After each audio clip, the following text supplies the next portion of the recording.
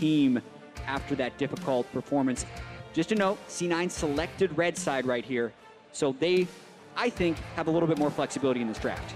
Well, we'll see what happens in the bans here. LeBlanc and Fizz already banned away for TSM, so some pretty big changes actually with personnel changes for Cloud9. Cannon, though, banned by C9. Rumble actually banned as well, so it does feel like 3 top laners really have already been banned away in this draft. Obviously, Fizz can be flexed, but yeah, it's a lot of changes already. We saw almost all jungle bans in Game 1. Hey, you do have to remember Fizz mid is definitely pretty strong. You know, Faker just played it in the finals. Jensen is someone who loves playing those split push assassin type champions. Shen's certainly something targeted at impact. This is an insane ban phase. I mean, that's 4 top laners, definite top laners banned away already. 3 of them by Cloud9. So they're really actually targeting Hauntzer's carries because it looks like they want to push him into a tank matchup against Impact. And with Shen already banned, Cloud9 has a lot of flexibility to take Nautilus later since it's a very unlikely first pick with Lulu up. Now the question here becomes, does Cloud9 just run it back on what TSM did? You can draft Karma Ivern in here and set up that sort of a composition right off the bat if you'd like to. Yeah, we have to note, though, that Ashe is also an unbanned champion in this game, and that's had such high priority in the semifinals, especially for Sneaky, because of his tremendous use of Hawkshot if they want to get some early scouting. So a lot of choices here for Cloud9 to make. They do have the opportunity to run that back with something like Karma and Ivern right now if they want to do any type of shielding composition. C9 running down the clock, but there's the Ashe as their first pick here. I was about to say I cannot see a world where they don't take Ivern here, but we'll give Cloud9 the benefit of the doubt. They are thinking through these decisions, 20 seconds to make this pick. And I mean, Graves has been incredibly powerful, one of the top tier, if not the top tier jungler for quite some time. So it's certainly not a bad decision to not take Ivern. It's just, are you worried about TSM taking Ivern and Lulu? They can have an even more powerful composition around supportive AD carry styles. And also grab the Caitlyn if they want as well in this round, as the Graves is the pick actually for Cloud9. I mean, TSM have to be thinking, like, is it a trap? That's the only thing you think of in this draft, right? Because from what you're seeing, you're going to get an even better composition than you did in Game 1. Yeah, so of the junglers on the board, the Graves would be good against the Ivern, but Rengar is also something that has been huge in North America and often goes banned or first pick. So not too much of a surprise that Svenskeren takes it here. Yeah, and Lulu, Rengar, very, very powerful combination there. I think the speed ups, you have the knock-up after the ultimate in, so it is really strong. Syndra is something that Bjergsen is famous for being incredible at. Yeah. He's been perma-banned out on this champion for so long. Exactly. This is also the first blue side game that TSM has played in playoffs. We have to note that. So getting the mid laner locked in early for TSM, I think, is smart in this situation, since we are probably going to be seeing some mid lane bans by Cloud9 and they get the counter pick anyway. But speaking of the counter picks to Syndra, we were expecting to see this matchup. If the Syndra is going to be taken, either one of these guys would pull out Ekko. Yeah, and I think that Jensen actually has the best Ekko in the league. It's not what I would consider a lane counter at all. It's something that can wave clear through, you build up some early defensive stats, pick up a Negatron, and you essentially just lock the Syndra into lane with this wave clear style. Then you can move out into the side lanes and start up 1-3-1.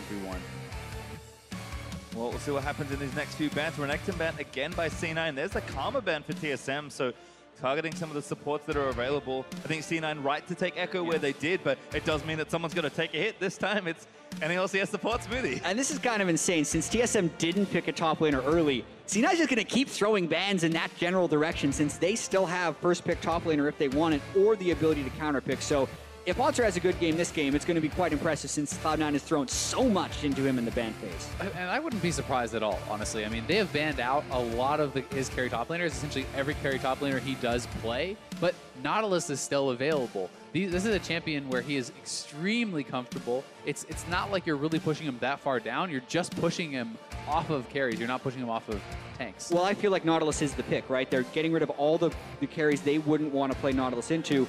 And with Shen ban, Nautilus is the premier tank. Gragas is still available, though. I think Hauntzer would be very comfortable playing that up into the matchup. Can work very well with some early Doran's rings. It plays pretty evenly in lane with Nautilus, and it has a massive amount of playmaking ability. Well, we'll see what TSM want to finish their draft with. It looks like Turtle might be looking at a change up from the AD carry from the bottom lane here. And of course, Hauntzer still has a mystery champion to show us at some point. Yep, there is the Gragas that we expected, though. Yeah, with all the carry bans, you're going to be going to the Gragas. He's played it twice this year, including playoffs, is 2-0 with it. Also, I believe he played it last summer in the finals, so definitely played it in high pressure situations as well. What does TSM want as their bot lane, though? They've got Caitlyn available if they still want it. They can just take the Lucian if they feel like a bit more aggression is what they want in this team comp. Certainly a lot more skirmishing, but a solid draft once again for TSM. And they also have some very powerful engage with the Gragas, with the Rengar. You have the Lulu to speed up and shield either of those guys. The massive amount of CC. And if you ult someone in on Gragas, Syndra can easily clean that up with follow-up. I'm also looking at the Cloud9 composition right here, and they have given themselves so many more tools to make things happen than they did last game.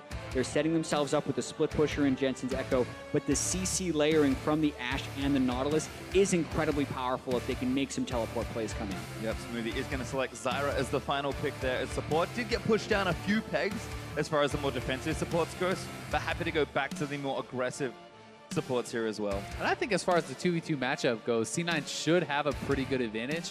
Ashe outranges the Lucian. You can poke him out with your volleys, and I think Zyra does have the edge against Lulu in this straight-up support matchup too. So you should look to see Cloud9 get some dominance in that bot lane, and that was supposed to be their strength. So they need to have success there now that they have both drafted for it and planned around it.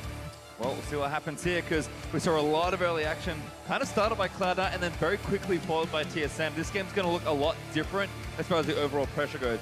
I think bottom lane might play a little more conservative, see if they can't, just get through the laning phase and use the advantage they've drafted for themselves there. Bjergsen and Jensen were surprisingly inactive in the last game. Yes, Bjergsen had some good roams with Talia, but we didn't see that much of the lane. It was all about top lane in the last game. We changed it up. It's now a tank matchup. Impact's in as well. I think that's the place to start here, and both junglers likely looking there again. Yeah, if we see a fairly conservative early game with the game being close, so much of it would be decided about how the tanks can manage these fights as far as peeling for their teammates. See the compositions once again here. Cloud9 looking to even the score and make it a series. TSM feel pretty good about a 3-0. I know everyone here would like a longer series. I certainly would. I'm happy for 10 games throughout the weekend, but if you're trying to win a championship, you're going to try and do it as fast as possible. Yeah, and this is such a different look for Cloud9 coming into Game 2, completely changing the dynamic of team fights by having double tanks in the top lane, also putting Jensen on a split pusher instead of a team fighter in Cassiopeia, so completely switching things up after that disastrous Game 1. I think it makes sense. Again, I feel like Camille is a one-time thing for Hauntzer in this series. Like, have this. Are you still good at it? Hauntser's like, yep, really good. It's like, okay, that's banned away and so are 4 other carries. So we'll see what happens in our second game here. TSM and Cloud9 moving out onto Summoner's Rift once more. Looks like TSM actually might be stacking a few people here in the bottom side of the map. Yeah, they definitely look like they are. And I mean, Sneaky's going to have to be really careful around here. Even when you just see the one person confidently moving forward, you kind of have to expect that there's someone there backing them up. Yeah, against a Zyra in a lane that they don't want to get immediately shoved in early, you do expect that bottom lane stack, or at least the feel of putting something down there. No top lane wards were actually placed by C9, though, even though the threat of the stack was very real. We'll see if we get any more creative jungle pathing. Ivan, a very unique champion as far as choices they can make in the early stage of the game, but much more standard here for Sven and Contractz. Certainly can be explosive junglers, maybe expecting some early farm, but if they get to lanes and start ganking, could explode very quickly. It's also worth noting that both Hauntzer and Impact have taken Courage of the Colossus, neither of them going for Grass, which is the more powerful laning mastery, so not really looking for the edge there as much as they are looking for power around the team fights. That's where they're expecting the game to be decided. Biofrost stealing Smoothie's money. Gets a couple procs there from the Spell Thieves. Hauntzer moving in towards the Raptor game, but Impact actually here to block that. Trying to get a peek in, see where they start. I don't think they spotted Contractz, but probably have a good idea of where he is, and both junglers are going to be starting Raptors here. Graves starts Raptors almost every single time, and I do believe that they are aware of where he's going to be starting. You can certainly expect it. Being that ranged jungler, you can essentially clear wherever you want, though, and stay very healthy. Yeah, it gives you a lot of flexibility, especially if Contractz wants to try to counter jungle, because so many Rengars actually do a full clear of their red side, and that would leave them open to have a buff stolen away. But after the first blood that happened to Contractz on an invade last game, he's going with a more conservative clear. Does take the red and move over to his right-hand side of the jungle. Looks like he might have actually pinged straight towards the blue buff, so we'll see if he makes a stop by these wolves. Definitely could look to do that, and I mean, path towards bot side, where TSM is pushing pretty heavily, could also be very effective. You do actually have pretty good gank setup with that Zyra if you can connect with a flash route. Graves can sometimes come in. Yeah, and for as much as Rengar is feared, he's not feared at level 3 especially because of his early jungle clears, unless he got an amazing pull. So based on what's happened, Contractz could feel like he'd get a relatively uncontested gank bottom if he goes for it now. This is actually so smart from him, Max. So he goes in, he drops off the ward. Not only that, but he takes away the blast cone, detonating that so that Svenskeren cannot use this to circumvent a ward to get over top and actually get a gank down on it. Looks like Contractz is continuing to farm. No, did take Gromp and now moving towards his wolves. Svenskeren going to do the same, but great tracking here by Cloud9 with Impact's good ward in the jungle. Svenskeren, as he moves up towards this intersection, will be spotted here. Bjergsen, by the looks of things, warded right-hand side mid. I think seeing a Contractz wanting to invade on that side, but not too much to take. And looks like teams are going to be a little blind here. Low Sven, like you mentioned earlier, is spotted, so he's going to take his blue buff, and looks like we'll just keep farming it out in the early game. And Contractz is pretty much doing about as conservative as a clear as you can. He's actually going to end up doing a full camp clear, looking like he was heading up towards topside, but we'll at least clear this ward out and leave some additional threat onto Bjergsen. This mid lane matchup can be very snowbally because Syndra, Smoothie. Getting ignited, Turtle flashed in again. Biofrost also flashes through. Bottom lane's playing real aggressive today for TSM. 7 summoners burned in the early trade. Smoothie still living with a fairly healthy amount. No smite for either jungler here, so won't be able to look for that steal. Sven does spot Contractz, but Contractz should be able to take this down. Hauntzer going to be a little too late to the party, and Contractz gets the majority of the camp. I really do like the way that TSM bot lane is actually playing this matchup, because if you sit back, if you play it slow, you will get poked out. Really, the only way you can effectively trade as Lucian in this matchup is playing pretty aggressively. That said, it can be capitalized on. Svenskeren is trying to steal Raptors away.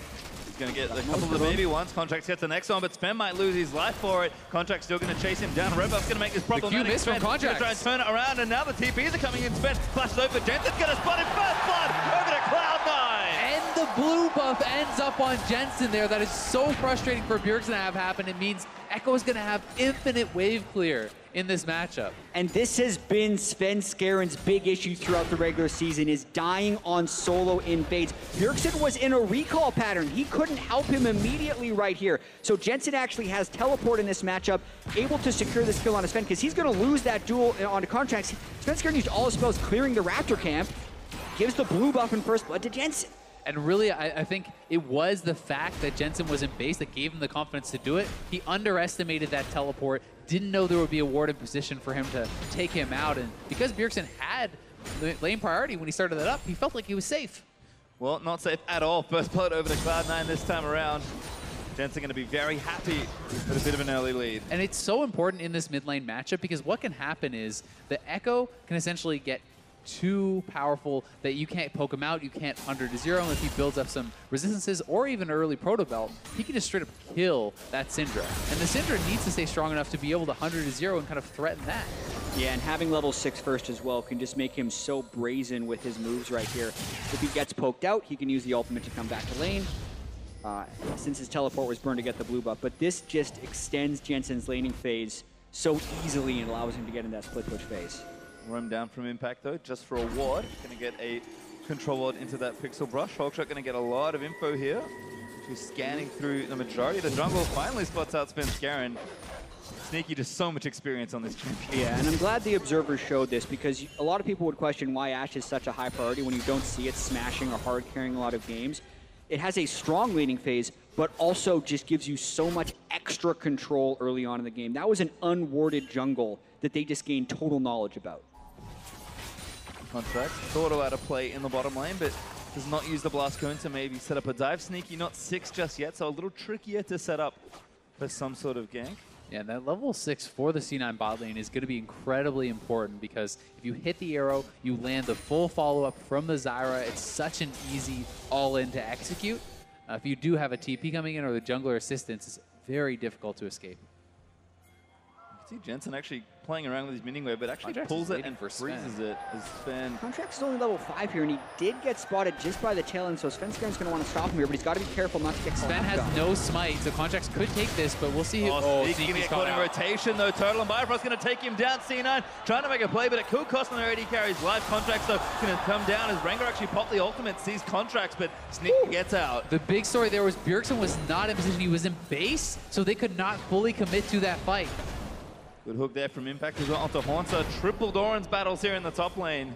And one of the biggest things about that is it also costs Sven his ultimate. That first ultimate on Rengar is extremely important, and Contractz not only gets away the red buff, he's now level 6. Sneaky gets away, so very big for C9. An incredibly brazen invade there, and that's one of those things that you'd think would backfire for Contractz, but because of the situation, able to get out of it. Svenskeren now wants something back because their dual lane is pushed up.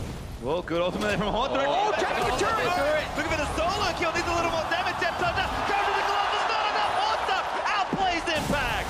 Triple doors to triple doors, the rare solo kill in tank matchups. Hauntzer is on fire. Bjergsen looking for Contractz damage, not enough from the Syndra, but Sven's gonna leap in and take him down. Now Jensen in trouble, not quite in leap lane. Jensen gets away. TSM winning up both sides of the map there. What an outplay from Hauntzer. We'll have to see it again, but with those minions get cleared out, you can ult them into the turret, takes a couple shots. Just beautiful from Hauntzer. Burns his flash there as well, so Impact potentially vulnerable to jungle pressure now as well. And just when you think Cloud9 have arrested control of the game, TSM have a few acts, but Jensen's just going to go ahead and dive Bjergsen here. Bjergsen just can't do anything. Jensen getting the solo kill. Oh, no! God! Barely miscalculates. The moments in these games, Jensen had so many advantages on Bjergsen, thought he'd get the solo kill. His plan was one last auto, ult back. He didn't get the last auto and wasn't willing to ult back until he got the kill. That's a killer. That is just brutal. I mean, throws his advantage away. He could have ulted out early. It looked like he would have had him, but the phase dive was not up. And Jensen, you can see, was just distraught there on the player cams, looking devastated after that misplay. And this is huge for C9's in-game mentality. They need to be able to withstand this storm. They just had both of their solo laners, who have been rocks for them during the regular season, die in 1v1 situations. This one, though, could have easily been avoided for Jensen. He was the one going to make the big play. Gets the auto, but it's just not enough, and then he didn't estimate that amount of damage to come through from the turret, which had been hitting him for quite some time, and that one hurts. Yeah, a bit of a facepalm there. WildTurtle actually in trouble. Lulu ultimate burnt out by Bio. Going to try and keep him safe. Now going to turn it back around into Sneaky. Calling, looking a little weak, but they flash forward again. Sneaky almost gets burst down. Smoothie, no health and no help. TSM is just looking like they're unstoppable, and in goes Impact. All back again. Sven looking for Impact. Impact, remember, no flash from earlier. Now Hauntzer is going to chase him down. Going to dive down the turret. Easy kill for the Gragas.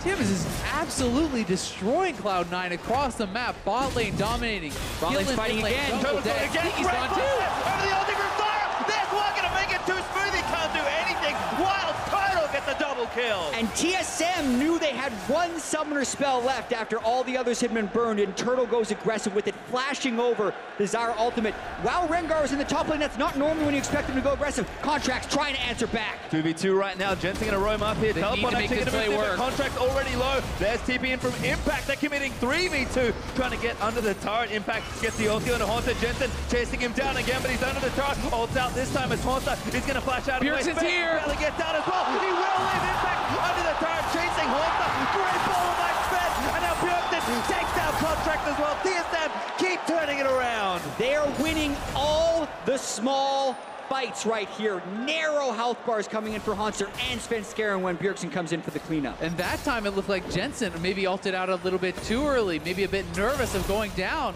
without popping that ultimate off. And this game is completely out of control now for C9. We talk about nerves right here, and Contractz, aside from that gank, has nowhere to really be found. Hauntzer and Svenskeren get a kill in the top lane.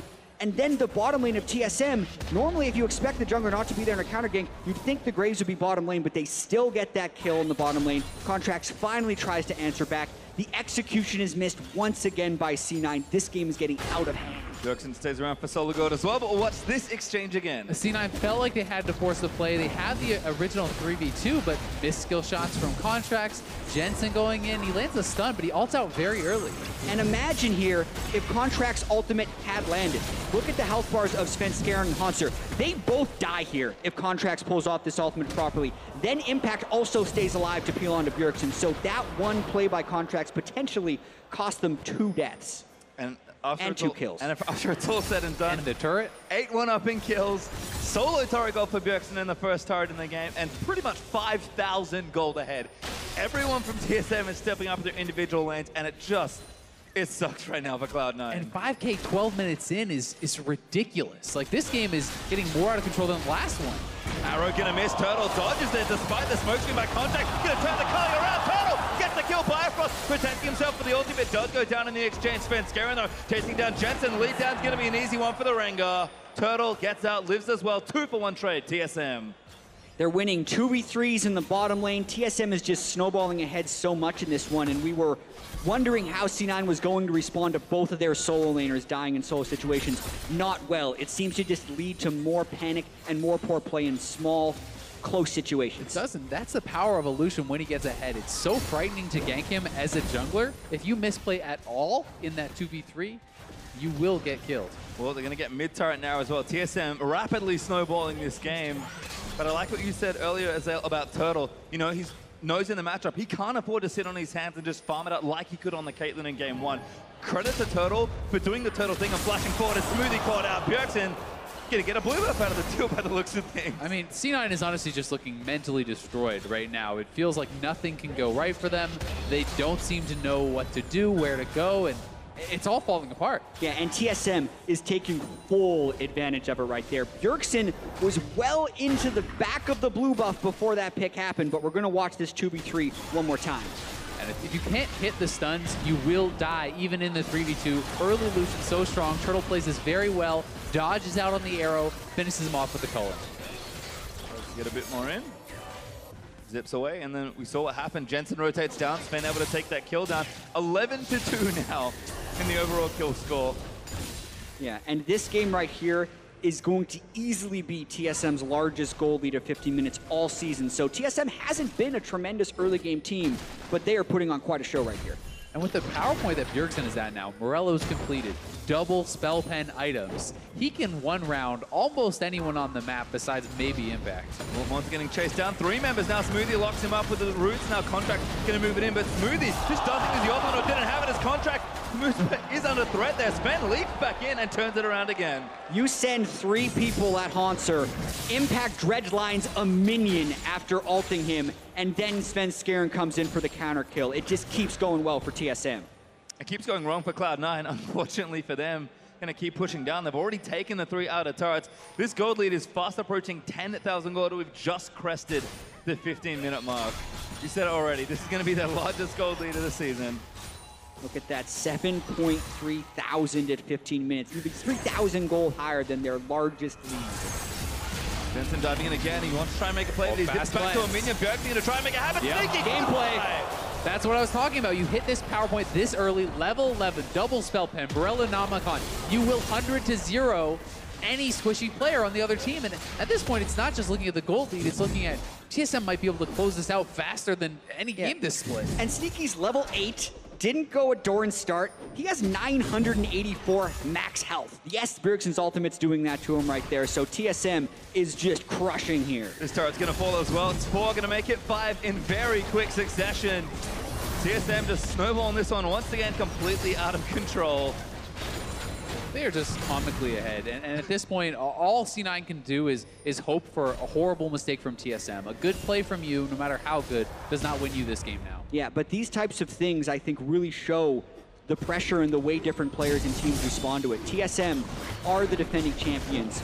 Every player on this team has been in stressful world situations before, whereas the last time Cloud9 was on the stage, they did have some problems then, because you see that 7,000 gold lead that TSM has, 3,000 gold higher than the regular season. That doesn't happen without some level of tilt happening from your opponent, or for TSM really stepping up to the occasion. Well, these two are just at it again. Svenskeren and Hauntzer have been quite the pair. Sven flashes forward into the brush. What a stylish play to take down Jensen. Really nice from Sven there, and it's gotta feel hopeless for Jensen at this point. Contractz in 2 games has not gotten a kill. Like, he has not been able to get involved really at all in either game. And Svenskeren has been massive in game 1 and game 2, playing super well. And Turtle getting CC chained in. Lulu ulti-shield, not quite enough. I could be wrong. Turtle, how did you live? Now the TP in. Sneaky getting chased down by Bjergsen. Shut down by Sneaky, but Bjergsen also gets a trade kill. And now Bjergsen going to look to see if he can't find a little bit more. Hauntzer TP'd in already. Biofrost goes down, but Contractz low on health. Going to get buffed down by Hauntzer's keg. Now Impact, we're going to move back in as Jensen TP's to the situation with Sven. Here, so is Bjerg. And Jensen, he's got to be the target. Double stun by Bjerg. Into the brush we go. Jensen, monstered down by Contractz. Ults out, but Hauntzer doesn't quite get him. Bjergsen needs to turn it around to try and get this kill. Looking for the slow, flashes in. Wants to take down Jensen, can't dodge everything. Impact out with the hook. Bjergsen now dominating, and they're going to keep chasing Impact for a little while longer. Good dodge of the stun there by Impact to stay alive, but C9, they know they have to make plays, but TSM just able to get better trades. Yeah, I mean, Impact got Sal, but the whole house is burned down. He saved the kitchen sink. Yeah, and this was getting a little bit silly. WildTurtle should have been dead in this situation. Fully picked out, all ults used, but the Lulu was just enough to keep him alive. And thank goodness for Sneaky's Ashe Arrow. Doesn't fly over every wards. WildTurtle still almost has a chance to sidestep, but ends up going back into it. Then the fight is on right here, and C9 really need this to go well. They finish off Biofrost, but then are unable to get everyone out of the fight. And so much of this is the gold lead that TSM is playing with. They're so strong, and these little edges that you miss out on. I mean, they're getting Impact. He's the tank in this situation. Svenskeren going to roll up for the ultimate. Impact has got no chance. Sven dominating now with 6 kills of his own. Yeah, another turret going to be going over to TSM. 10,000 gold at 18.5 minutes for TSM here. 6 turrets Last down. outer. Yep, Baron up in a minute too if they want to take it, but they're going to try and breach the base, I think. Before that happens, Bjergsen, ulti at the ready. Who's the target? Anyone. Yep. You get in range of him at all, he's going to one-shot you. Contractz looking for the play. Ulti there by Bio, going to keep Sven alive, but Sneaky goes down. Bjergsen didn't even need the ultimate. There's absolutely He used nothing it, though. that Sneaky can do. If he walks up, if Smoothie walks up, they'll get one comboed, and TSM, 320 minutes breaking the base. Yeah, I mean, you could say, hey, Sneaky built some magic resist, but then he's never killing anyone. He's not even gotten his second part of an item completed right there. Blade of the Ruin King, you normally want to go Hurricane next. He is just so far behind the curve right now and paying the price. Yep, I mean, Syndra did get changed, but at this point, it doesn't really matter. You're still going to get heavily interacted with by a Syndra ulti. And TSM, I mean, Baron up, they can maybe take it on spawn if they want to rush over, likely have some gold to spend, so have a little bit more homework to do before they close out this game. But I mean, this game isn't over, but it's pretty close to, and someone in the back has to be thinking for Cloud9. How do they help reset this team? Because if they go down 2-0, kind of going to have to do something that they haven't done in a very long time. That is sweet TSM to take the championship. And the way that they are going down in these games, I mean, TSM could just walk down mid and probably end the game. The safer play is to set up around Baron. You start the Baron. That ensures a victory if C9 does not come to contest. If they do, you turn and fight, and you have a free win there too. So, you know, TSM really does have all the options. The only way C9 to kind of stave them off for a little bit longer is perhaps a Baron steal and a complete boss from TSM. Yeah, and that is why TSM is generally playing it slow. And I mean, the only fear you'd have of TSM for Game 3 right here is that you're winning by too much, and that's impacting your decision making if you're actually like a first world problem. Yeah, if you're actually in a close game, because there's been situations here where Turtle's getting picked off or where a bunch of TSM people get away with 10 health, where C9 wasn't 5 to 10,000 gold behind. That could actually be going in their favor. So C9 need to just, again, reset. Yep. But because the start of this game, they were very close to pulling off a few good plays. It's just a little bit close doesn't count for anything in this game. Yeah, the problem is you don't have a third sub. There's no next guy sitting on the bench to bring in here to be like, ah, it's okay, we got Impact now. Reaper played top lane once. There you go, top lane. Let me tell you, oh, never mind. Jensen actually going to get chased down here by Turtle. Does get himself out of the way with Proto Belt. I casted Reaper's early games when he was on technically pre-SKT. That man technically played top lane. I've never seen a Wukong top go mid lane more often than I have in those games. So Reaper definitely had some fun ideas about where you want to go. But TSM, it's just business as usual for them at this point. Turret going to fall, mid lane inhib soon to follow. Sven just going to reveal them all with the ultimate and threaten a potential kill. And now the way pushing down bottom lane means again, all the administration is done. TSM looking to try and end at Impact, taking down Turtle. Turtle zips over the wall. I mean, 2 inhibitors down without even clearing Baron. C9 is not even willing to walk up to wave clear right now. They're so fearful of the one shot from Syndra. I think we're going to see one final desperation fight here from C9. Maybe not! Legendary gets 2 without the ultimate. Turtle going to roam up there as Hauntzer now big with the ulti from Lulu, going to look to taste out Impact. There's the ultimate out of Syndra. Doesn't quite delete one, but Hauntzer going to grab himself a double. Now Contractz going to get chased down. He gets out with the ultimate, but Jensen ulti's on the spot, going to try and get a kill. Bjergsen another kill for himself, make it 9. As Jensen the only one left for Cloud9, and his turrets are starting to fall. Bjergsen going to assert some dominance perhaps and try and get the last few kills here, but TSM going to clean this one up. 22 minutes in, making it look like a speed run in the finals here so far. Jensen up again, Hauntzer bumps him down. Bjergsen is going to throw him out of the way. That's pushing back Smoothie.